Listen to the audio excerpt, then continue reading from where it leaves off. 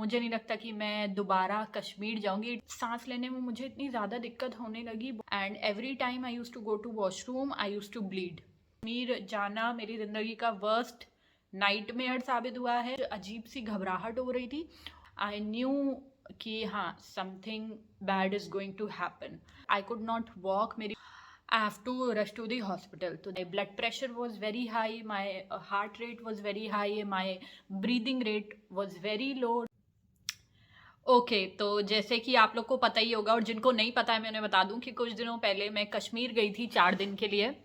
And मुझे बचपन से कहीं जाने का शौक नहीं था, बड़े होकर भी, लेकिन मुझे एक ये था कि मुझे बस कश्मीर जाना है। और मैं वहाँ गई और मैंने ये सोचा था कि this is going to be the best trip and the best days of my life.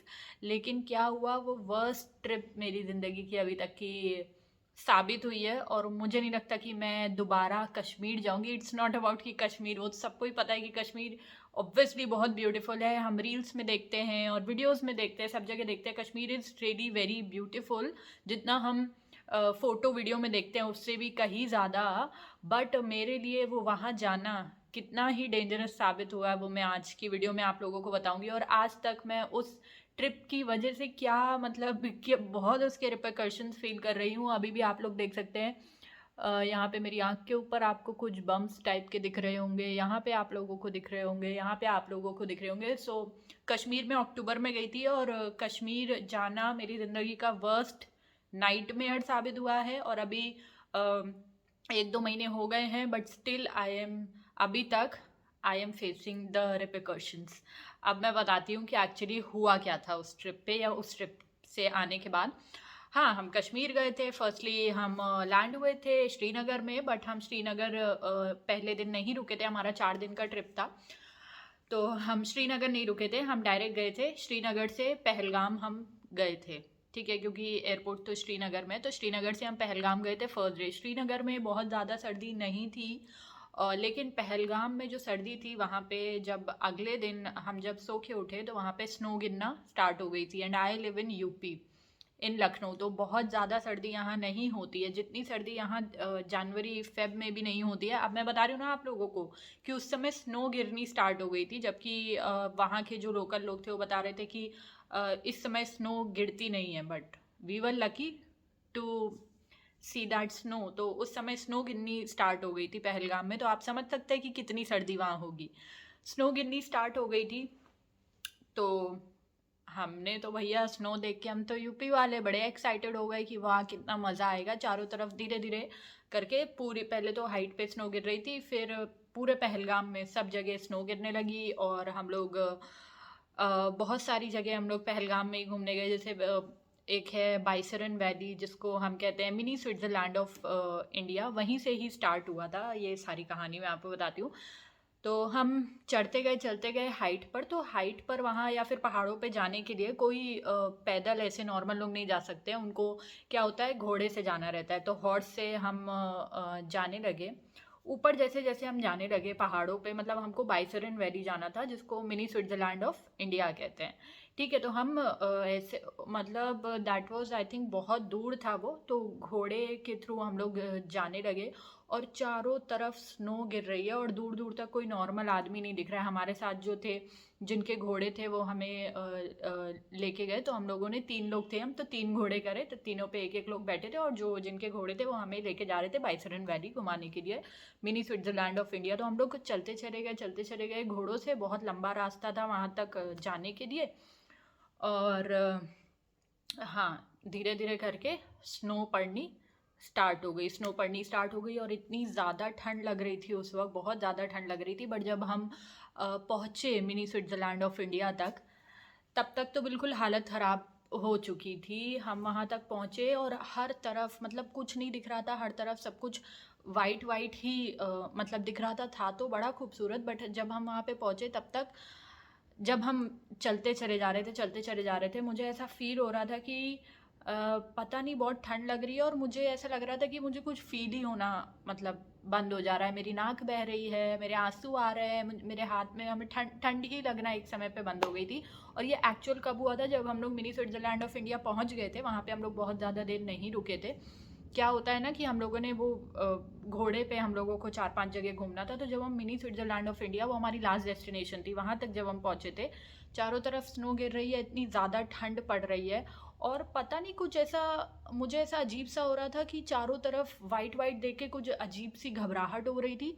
और फिर जब हम मिनी स्विट्जर, मतलब था बहुत खुला खुला, एक ऐसा कुछ नहीं था कि बंद था, ऑब्वियसली खुला हुआ था, बहुत ब्यूटीफुल था, लेकिन हर जगह वाइट वाइट देख के मुझे ऐसा खुद में फील हो रहा था कि बहुत घुटन टाइप की फील हो रही थी। ऐसा लग रहा था कि यार सब बहुत बंद बंद है, मे बी कि मैंने इतना स्नो पहली बार देखा था, मे बी इस वजह से भी मुझे घुटन फील हो रही थी।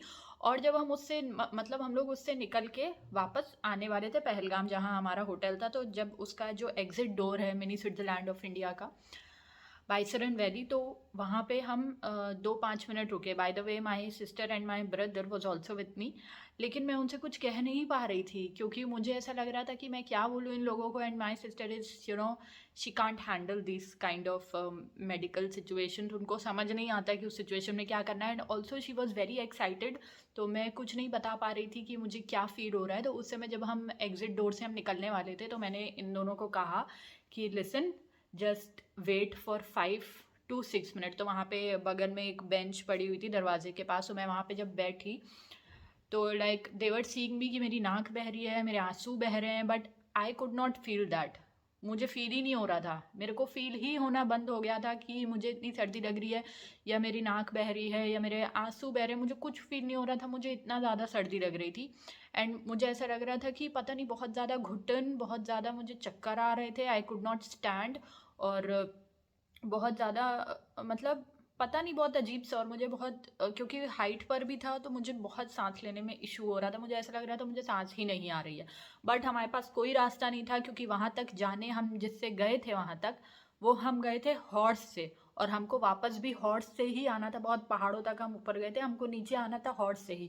तो आई गैदर्ड माई करेज, मैंने अपने आप को समझाया कि लिसन, यहाँ पे कुछ नहीं हो सकता है। अगर ऐसा होता कि हम बाय कार जा सकते होते, या किसी और मीन्स से, ट्रेन से जा सकते होते, तो जा पाते, बट अभी के लिए तो हम हॉर्स से आए हैं, हॉर्स से ही हमको नीचे तक जाना पड़ेगा। तो I kind of gathered my courage and I was like okay, कुछ नहीं हो रहा है, मुझे कुछ नहीं हो रहा है, I am fine, I am fine, I am fine. मैंने अपने दिमाग को वैसे करा, बट मैंने अपने भाई बहनों को कुछ भी नहीं बोला, बिकॉज आई न्यू कि वो लोग बहुत ज़्यादा परेशान हो जाते, और उस समय में कोई कुछ नहीं कर सकता था, और मैं उन्हें अननेसेसरली परेशान नहीं करना चाहती थी। और कश्मीर भी बाय द वे हमने जगह चूज़ करी थी सिर्फ मेरे ही लिए, मेरी वजह से, क्योंकि मुझे जाना था। Otherwise my sister was going to Nainital और मसूरी, बट मेरी वजह से कश्मीर चूज़ किया गया था, तो मुझे पूरा ट्रिप ख़राब नहीं करना था। मैंने कुछ नहीं बोला। अच्छा चलो, ये दिन ख़त्म हुआ, हम होटल वापस आए। होटल आके भी 3-4 घंटे मुझे लगे ठीक होने के लिए। नॉर्मल मुझे लगा कि ठीक है, आई वॉज ब्रीदिंग नॉर्मली। उसके बाद क्या हुआ, ठीक है, अगले दिन हमको जाना था गुलमर्ग। ठीक है, अगले दिन नहीं, एक आध दिन छोड़ के हमको गुलमर्ग जाना था। ओ माय गॉड, जब हम गुलमर्ग जो है बहुत हाइट पे है, सी लेवल से बहुत ज़्यादा हाइट पर है। तो हाँ, मैंने लद्दाख के बारे में सुना था कि लद्दाख पे जब आप जाओ तो ऐसा इशू होता है ब्रीदिंग का, बट मुझे ये नहीं पता था कि कश्मीर में और गुलमर्ग में इतना ज़्यादा इशू होता है। मैं तो ये सोच रही हूँ कि मैं कश्मीर गई तो मेरी ये हालत हो गई, अगर मैं if I would have gone to Ladakh I would have died. ठीक है, कश्मीर में भी ऑलमोस्ट ऐसी हालत हो गई थी। तो जब हम गुलमर्ग गए, गुलमर्ग जब हम जाते जा रहे थे, क्योंकि मैं ऑनेस्टली बताऊँ, गुलमर्ग के लिए एक्साइटेड थी, मेरे से ज़्यादा मेरी बहन एक्साइटेड थी। तो गुलमर्ग के लिए वी वर वेरी एक्साइटेड, और गुलमर्ग पहलगाम से थोड़ा सा दूर है। गुलमर्ग के लिए जब हम जाते जा रहे थे, पैदल जाने होता है बहुत दूर तक, मतलब केबल कार तक, तो हमें जहाँ केबल कार से हम और ऊपर जाते हैं, ठीक है, और पहाड़ों पे सबसे हाइट पे जाते हैं, लेकिन केबल कार तक जाने के लिए हमको पैदल चल के जाना होता है। जब हम पैदल चल के जा रहे थे गुलमर्ग, और तो मुझे समझ आ गया था कि अब पैदल चल के तो जा रहे हैं, और फिर मुझे ऐसा इशू होने लगा कि यार मुझे सांस नहीं आ रही है। तो फिर वहाँ पे जो कोई लोग बेचते रहते हैं ये centre fresh and all of these thing, तो मैं ये बहुत सारे मैंने ख़रीदा और अपना पॉकेट में भर लिया, और मैं उसको च्यू कर रही थी, तो थोड़ा मुझे बेटर फील हो रहा था। उसके बाद क्या हुआ, हम जाते गए गुलमर्ग, पैदल जाते जा रहे थे, और एक समय ऐसा था जब हम पैदल जा रहे थे, मुझे सांस लेने में इतना ज़्यादा इशू हो रहा था कि मुझे लगा यार मैं इन लोग को बोल दूं कि listen, I don't want to go, but मैं नहीं बोल पाई क्योंकि हम एक पैकेज के अंडर गए थे और हमारा जैसे केबल कार और सारी चीज़ों का पहले से पूरा पेमेंट उन चीज़ों के लिए उन्होंने चार्ज करा था और हमने इतना अमाउंट पे करा था। और ऑल्सो मैं उन लोग का ट्रिप नहीं ख़राब करना चाहती थी, तो मैंने गैदर किया अपना courage and I was like कि चलो चलते हैं। मेरे को बिल्कुल भी जाने का मन नहीं हो रहा था केबल कार में और ऊंचाई तक, लेकिन फिर भी हम फिर केबल कार में गए और हम और ऊंचाई तक चले गए, पूरे ऊंचे पहाड़ों तक। ठीक है, अब जब मेरी नीचे ही हालत ख़राब हो रही थी, तो जब हम ऊपर पहुँचे गुलमर्ग में पूरी हाइट पे पहुँच गए, तो फिर तो क्या कहने थे। I literally felt like I could not breathe. But फिर ये लोग और हाइट तक गए थे और ऊपर तक गए थे लोग स्कीइंग वगैरह करने के लिए, लेकिन मैं उससे ज़्यादा हाइट पर नहीं गई। लेकिन मैं भी बहुत ज़्यादा हाइट पे गई थी, तो मुझे ऐसा हो गया था, मुझे बहुत सांस का इशू हो रहा था, मुझे ये लग रहा था। और मैं किसी से बोल नहीं पा रही थी क्योंकि मैं किसी सबका ट्रिप नहीं ख़राब करना चाह रही थी। मुझे बहुत मतलब मुझे ऐसा लग रहा था कि मुझे सांस नहीं आ रही है, मुझे बहुत वीक फील हो रहा था। एंड यू कैन अंडरस्टैंड कि जब सांस ही नहीं आएगी इंसान को तो करेगा क्या। तो मुझे ऐसा फील हो रहा था कि मुझे बिल्कुल सांस नहीं आ रही है। फिर खैर जब हम लोग वापस आए, द एक्चुअल अभी अभी तो खाली यही इशू हो रहा था कि मुझे सांस नहीं आ रही है। जब हम वापस आए वहाँ से, और क्योंकि हम इतना बिल्कुल हर तरफ सफ़ेद माउंटेन्स थे, बिल्कुल हम लोग हाइट पे गए थे, और बाय द वे हमने वहाँ पे स्नो वाटर से बनी हुई मैगी भी खाई, तो शायद वो भी मुझे नुकसान करी। जब हम वहाँ से वापस आए तो हमारा स्टे था हाउस बोट पे, मतलब गुलमर्ग से वापस आके लास्ट डे हमारा स्टे हाउस बोट पे था। तो हाउस बोट पे हम वापस आए and I had gone to the washroom and I started bleeding. और तो उस समय मुझे लगा कि okay this is something very serious. When I started bleeding, उसके बाद मैंने किसी को कुछ नहीं बोला एंड मैं आके लेट गई, क्योंकि मुझे मुझे और ये हमारा लास्ट डे था। अगले दिन सुबह हमें वापस आना था लखनऊ के लिए, तो हम श्रीनगर में वापस आ गए थे, तो हमें अगले दिन आना था वापस लखनऊ। ये हमारा लास्ट डे था हाउस बोट पे। तो हाउस बोट पे जब हम आए, क्योंकि डल लेक में हाउस बोट भी बहुत ज़्यादा ठंडी थी, अब हम हाउस बोट पर आए। उसके बाद जब मुझे ब्लीडिंग स्टार्ट हो गई तो मैंने कुछ नहीं बोला किसी से एंड मैं लेट गई। उसके बाद देन फिर क्या हुआ, फिर मुझे बहुत ज़्यादा उल्टियाँ होने लगी, तो फिर मैं वॉशरूम गई, फिर मैंने उल्टी भी करी, फिर रूम में आके भी मैंने हाउस बोट पे रूम में आके भी मैंने उल्टी करी।